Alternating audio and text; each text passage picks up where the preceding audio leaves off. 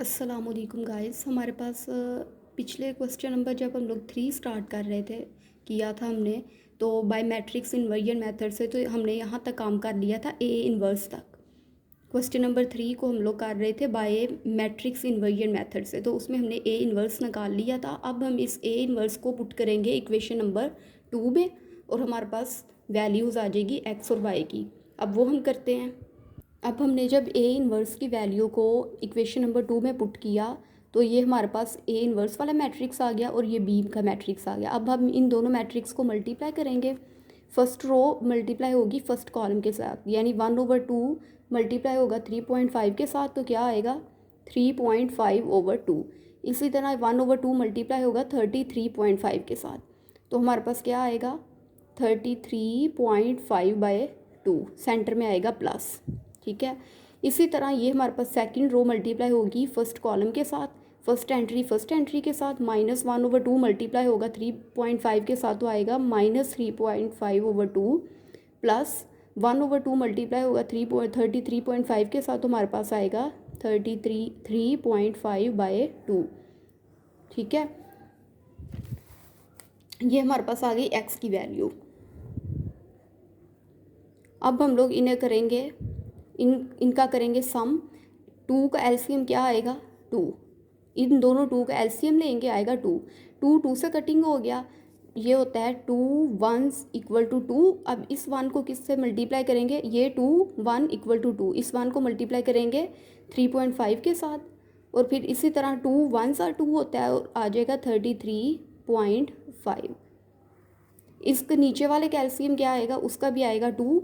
2 से मल्टीप्लाई करेंगे, इस 1 को मल्टीप्लाई करेंगे -3.5 प्लस 33.5, ये हमारे पास आ जाएगा आंसर।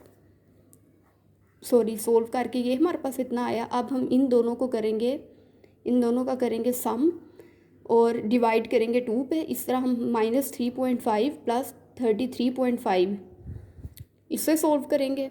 अब हम इन दोनों का सम कैसे करेंगे, 33.5 ऊपर रखेंगे और नीचे रखेंगे 3.5, और इन दोनों को करना है हमने प्लस। 5 और 5 10 होते हैं, 0 1 कैरी चला गया, 3 और 3 6 और एक 7, ये पॉइंट का पॉइंट आ गया, और इस तरह ये 3 का 3। अब पॉइंट के बाद जो 0 है उसे हम निगलेक्ट कर देंगे, तो हमारे पास आंसर आ जाएगा 37/2, और इसका हमारे पास आएगा 33.5 को माइनस करेंगे हम लोग 3.5 में से, 5 में से 5 माइनस किए हमारे पास आ गया 0, और 3 में से 3 माइनस किया आया 0, और 3 का आ गया 3। अब ये हमारे पास इशारिया के बाद वाला ख़त्म हो जाएगा, ये आ जाएगा 30/2। ठीक है, अब क्या आएगा, 2 को 37 को अंदर रखेंगे और 2 पे डिवाइड करेंगे। 2 1s 2, 3 में से 2 माइनस किए 1 और 7 साथ आ गया, 3 8s 16, 7 में से 6 माइनस हुए 1। अब पॉइंट लगाएंगे और ये 0, ये 10 बन जाएगा, और यहाँ पे आ जाएगा 2 5s 10। तो हमारे पास क्या वैल्यू आएगी 18.5। ठीक है, और 30 को 2 पे डिवाइड करेंगे, इधर कर लेते हैं, सॉरी चलो इधर ही करते हैं। 30 को अंदर रखा, 2 पे डिवाइड किया, 2 1s 2, 3 में से 2 माइनस हुए 1 और साथ ये 0 नीचे आ गया, 2 5 इक्वल टू 10। तो हमारे पास क्या आया 15 डिवाइडेड 15 आंसर आ गया। 15 को 2 पे डिवाइड किया। अब ये एक्स वाला मैट्रिक्स किसके, इसकी एंट्रीज क्या थी, स्मॉल एक्स और स्मॉल वाई, तो ये हमारे पास आंसर आया 18.5 और 15। ठीक है, तो हम लिखेंगे एक्स इक्वल है 18.5 एंड वाई इक्वल है हमारे पास 15 के, और यही हमारा आंसर है। अब हम लोग इसी क्वेश्चन को सोल्व करेंगे, क्वेश्चन नंबर 3 को बाय क्रैमर्स रूल से। क्वेश्चन नंबर 2 हमारा क्रैमर्स रूल से रह गया, वो हम लोग इसके बाद करेंगे, लेकिन इसको हमने मैट्रिक्स इन्वर्जन मेथड से कर लिया है, साथ ही हम लोग इसे क्रैमर रूल से भी कर लेते हैं। अब हम लोग क्वेश्चन नंबर 3 है हमारे पास, 2 साइड्स ऑफ अ रेक्टेंगल, यही जो अभी हमने क्वेश्चन किया मैट्रिक्स इन्वर्जन मेथड से, इसे ही हम लोग क्रैमर रूल से करने लगे हैं। जिसकी स्टेटमेंट है 2 sides of a rectangle differ by 3.5 centimetre, मतलब डिफरेंस उनमें है 3.5 सेंटीमीटर का। Find the dimensions of the rectangle if its perimeter is 67 centimetre. अब क्या रेक्टेंगल की बात हो रही है, ये रेक्टेंगल की होगी लेंथ और ये होगी उसकी विड्थ। ये साइड अपनी ओपोनेंट साइड के इक्वल है और ये वाली अपनी ऑपोजिट साइड के इक्वल है। ये एक्स हमने ले लिया, सपोज किया हमने length of a rectangle is equal to x और width of a rectangle is equal to y. अब फर्स्ट कंडीशन हमारे पास क्या है, two sides of a rectangle differ by 3.5 centimetre. एक साइड ये है लेंथ वाली और दूसरी साइड है विड्थ वाली, तो इनमें कितना फ़र्क है, डिफरेंस कितना है हमारे पास 3.5 सेंटीमीटर का। तो हम लोग लिखेंगे एक्स माइनस वाई, एक्स एक साइड हो गई, डिफरेंस दूसरी साइड का वाई से इज इक्वल टू 3.5 सेंटीमीटर। इसको नाम दे दिया है हमने इक्वेशन 1 का। अब हमारे पास जो सेकंड है कंडीशन है वो है find the dimensions of the rectangle, मतलब लेंथ और विड्थ फाइंड करनी है if its perimeter is 67 centimetre. ठीक है, तो सेकंड कंडीशन क्या है, हमारे पास पेरीमीटर इक्वल है 2 into length plus width. X length में हमने क्या सपोज किया एक्स, वो हमने लिख लिया, विड्थ हमने सपोज किया था वाई, वो हमने लिख लिया, इज इक्वल टू पेरीमीटर है हमारे पास 67। अब एक्स प्लस वाई इधर आ जाएगा, इक्वल आ जाएगा, ये 2 मल्टीप्लाई हो रहा है इसके साथ, यहाँ आके डिवाइड हो जाएगा। 67 को 2 पे डिवाइड करेंगे तो हमारे पास 33.5 आ जाएगा। अब हम लोगों ने दोनों इक्वेशन ली, एक्चुअली हमारे पास ये क्वेश्चन जो है स्टेटमेंट में है और इन्हें हमने इक्वेशंस में लेके आना है ताकि हम लोग मैट्रिक्स इन्वर्जन मेथड और क्रैमर रूल्स अप्लाई कर सकें, जैसे हमने शुरू वाले क्वेश्चन नंबर 1 के सारे पार्ट किए हैं। अब हमारे पास एक इक्वेशन ये बन गई, x minus y is equal to 3.5। दूसरी इक्वेशन हमारे पास कंडीशन 2 से बन गई, x plus y is equal to 33.5। अब हम लोग यहाँ तक काम जो है ना वो मैट्रिक्स इन्वर्जन मेथड के लिए और क्रैमर्स रूल्स के लिए सेम है। अब यहाँ इन इक्वेशन से अब हम लोग, अगर वो हमें कहेगा कि असाइन करेगा कि हमने मैट्रिक्स इन्वर्जन मेथड से करना है, तो फिर हम लोग इस इक्वेशन को मैट्रिक्स इन्वर्जन मेथड से सोल्व करना शुरू कर देंगे, और अगर वो हमें कहे कि क्रैमर रूल से, तो फिर इन इक्वेशन से हम लोग आगे क्रैमर रूल स्टार्ट कर देंगे। तो अब हम लोगों ने मैट्रिक्स इन्वर्जन मेथड कर लिया है, अब हम लोग करेंगे क्रैमर रूल से स्टार्ट इसे। अब हमारे पास मैट्रिक्स ए जो है, दो इक्वेशन जो थी हमारे पास, उनसे मैट्रिक्स ए हमारे पास निकला 1 1 -1 और 1। ठीक है, 3.5 और 33.5 -1 और 1 आ गया। इसी तरह हमारे पास ए वाई जो मैट्रिक्स है उसकी एंट्रीज हमारे पास ये आ गई।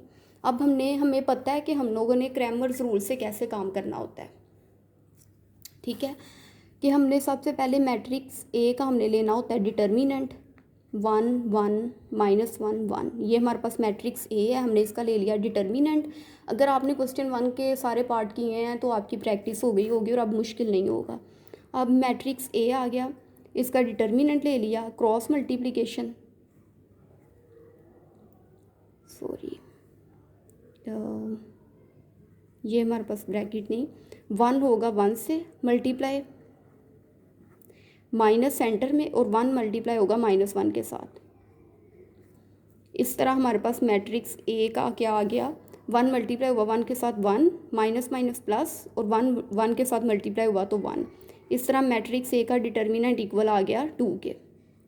अब हमने फाइंड करना है, अब हमने, क्योंकि हमने चाहिए एक्स और वाई की वैल्यू, और हमें पता है कि एक्स का जो फॉर्मूला होता है वो हमारे पास क्या, एक्स हम फाइंड करने के लिए जो फॉर्मूला लेते हैं वो होता है मैट्रिक्स ए एक्स का determinant divided by matrix A का डिटर्मिनेंट। अब हमारे पास मैट्रिक्स ए की तो वैल्यू आ गई है, हमें मैट्रिक्स ए एक्स का डिटर्मिनेंट चाहिए। मैट्रिक्स ए एक्स की हमारे पास एंट्रीज हैं 3.5, हम लोग यहाँ लिखेंगे 3.5, और हमारे पास है -1 33.5, और हमारे पास है 1। इसकी क्या करेंगे हम लोग, क्रॉस मल्टीप्लिकेशन यहीं पे कर लेते हैं। 3.5 मल्टीप्लाई होगा 1 के साथ, सेंटर में माइनस, 33.5 मल्टीप्लाई होगा -1 के साथ, इस -1 के साथ। तो इस तरह मैट्रिक्स ए एक्स का डिटर्मिनेंट हमारे पास आ जाएगा, 3.5 को 1 से मल्टीप्लाई किया, 3.5 आ गया, इक्वालिटी का निशान लगा के मैंने यहीं पे काम किया, माइनस माइनस प्लस 33.5, ये हमारे पास आया प्लस करके। अब हमने इन दोनों का किया सम, 3.5 प्लस 33.5, 33.5 को ऊपर रखा, 3.5 को नीचे, 5 और 5 10 होते हैं, 0 1 कैरी चला गया, 3 और 3 6 और एक 7 और 3 का 3 नीचे आ गया और इशारिया के बाद वाला हम कैंसल आउट कर देंगे तो हमारे पास आ जाएगा 37 आंसर। अब हम लोग इस 37 हमारे पास क्या आंसर आया 37 मैट्रिक्स ए एक्स का डिटर्मिनेंट। अब हमें इस पुट करेंगे इस इक्वेशन में मैट्रिक्स ए एक्स का डिटर्मिनेंट की वैल्यू और मैट्रिक्स ए की वैल्यू को हम लोग इस इक्वेशन में रखेंगे। हमने वैल्यू रखी 37/2, ये मैट्रिक्स ए एक्स के डिटर्मिनेंट की वैल्यू, ये मैट्रिक्स ए के डिटर्मिनेंट की वैल्यू। तो अब हम लोग 2 को डिवाइड करेंगे 37 पे, 37 को रखेंगे अंदर, रफ वर्क हम कर रहे हैं, 2 1s are 2, 3 में से 2 माइनस हुए 1 और 17, 3 8s are 16, 7 में से 6 माइनस हुए 1। अब हम लोग क्योंकि 2 के टेबल पे 1 तो नहीं आता, इसलिए हम पॉइंट लेंगे और साथ 0 का इजाफा हो जाएगा, 2 5s are 10। तो इस तरह हमारे पास आंसर क्या आएगा 18.5। और हम अगर गौर करें तो हमने देखा था कि हमारे पास मैट्रिक्स इन्वर्जन मेथड से भी एक्स की यही वैल्यू आती है और क्रैमर रूल से भी सेम आ गई। अब हम लोग करेंगे वाई की वैल्यू फाइंड, और वाई की वैल्यू फाइंड करने के लिए हमारे पास क्या होता है फॉर्मूला, वाई इक्वल डिटर्मिनेंट ए वाई का, ए मैट्रिक्स ए वाई का determinant divided by matrix A का डिटर्मिनेंट। अब हमारे पास मैट्रिक्स ए के डिटर्मिनेंट की वैल्यू तो है जो कि 2 निकली है। अब हम लोग मैट्रिक्स ए वाई के डिटर्मिनेंट फाइंड करेंगे। यहाँ हम लोग एंट्रीज लिखेंगे, ये हमने एंट्रीज लिख दी, क्रॉस मल्टीप्लिकेशन होगी, 1 मल्टीप्लाई होगा 33.5 के साथ, सेंटर में माइनस, और ये 1 मल्टीप्लाई होगा 3.5 के साथ, ब्रैकेट क्लोज। 1 को 33.5 के साथ मल्टीप्लाई किया तो 33.5 ही आया। इसी तरह 1 को मल्टीप्लाई किया 3.5 के साथ तो यही आया। अब हमने करना है माइनस, हम लोग कर लेते हैं माइनस साइड पे, 5 में से 5 माइनस किए 0, डॉट इशारिया वैसे ही नीचे आ गया, 3 में से 3 माइनस किए 0 और 3 का आ गया 3। अब ये हमारे पास हो गया कटिंग, निगलेक्ट हमने कर दिया पॉइंट के बाद वाला 0, और हमारे पास डिटर्मिनेंट ए वाई की वैल्यू आ गई 30। अब हम लोग पुट करेंगे यहाँ पे वाई के फॉर्मूला में, मैट्रिक्स ए वाई की डिटर्मिनेंट की वैल्यू है 30 और मैट्रिक्स ए का जो डिटर्मिनेंट उसकी वैल्यू क्या आई थी 2 आंसर आया था। 2 1s are 2 और 30 को हम लोग रखेंगे अंदर और 2 पे डिवाइड करेंगे, 2 1s are 2, 3 में से 2 गए -1 0, 2 5s are 10। तो हमारे पास क्या आंसर आता है 15। ठीक है, तो ये हमारे पास आ गया वाई की वैल्यू। इस तरह हमारे पास क्वेश्चन नंबर 3 जो है वो क्रैमर रूल से और मैट्रिक्स इन्वर्जन मेथड दोनों से कंप्लीट हो जाता है।